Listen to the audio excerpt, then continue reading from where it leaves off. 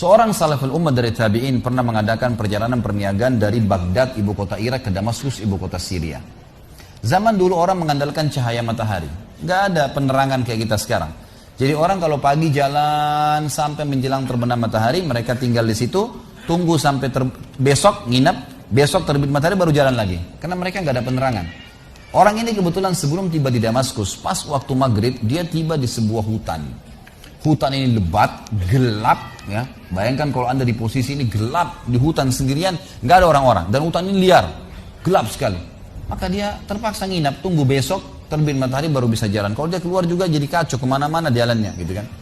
Maka dia pun wudhu, dia sholat maghrib isya jamak qasar layaknya seorang musafir, lalu dia coba istirahat, tertidur. Di awal malam, kalau kita sekarang sekitar jam 11 malam, dia bangun ingin sholat tahajud.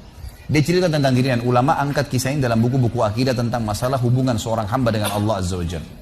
Yang terjadi teman-teman sekalian, pada saat dia sholat, dia bilang, selesai saya 2 rakaat pertama, saya ingin berdiri ke rakaat tahajud selanjutnya, tiba-tiba saja, di depan mata saya ada seekor harimau meraung dengan keras, siap menerkam saya.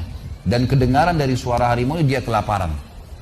Saya waktu itu berpikir, kalau saya lari, pasti saya bisa ditangkap oleh harimau ini. Dia lebih cepat, lebih kuat, gitu kan? Dan matanya lebih tajam. Apalagi ini lokasi memang tempat dia hidup. Saya tidak bisa buat apa-apa. Maka dia bilang tiba-tiba saya teringat dengan Tuhan Allah Azza wa Jalla. Lalu saya berkata pada harimau tersebut. Dia berkata, wahai harimau, kalau seandainya Allah yang telah menciptakan kamu dan saya, ya, mengutusmu untuk memakanku, aku tidak akan melawan. Karena sudah takdirnya. Tapi kalau kau datang untuk mengganggu ibadahku dengannya, bukan karena perintah Allah, maka kau akan minta kepadanya Allah Azza wa Jalla untuk mematikanmu.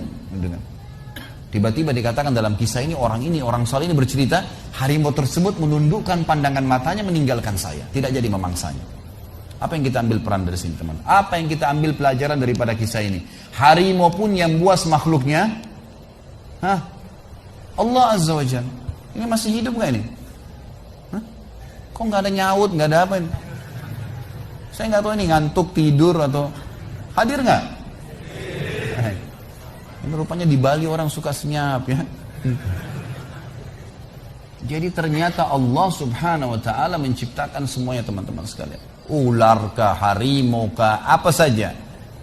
Salah satu kebahagiaan seorang mukmin yang kenal Tuhannya adalah tidak akan pernah takut kepada raja zalim, kepada pasukan yang 10.000, 1 juta. Apa saja tidak akan pernah dia takutin. Karena tidak akan mati kecuali ajalnya datang.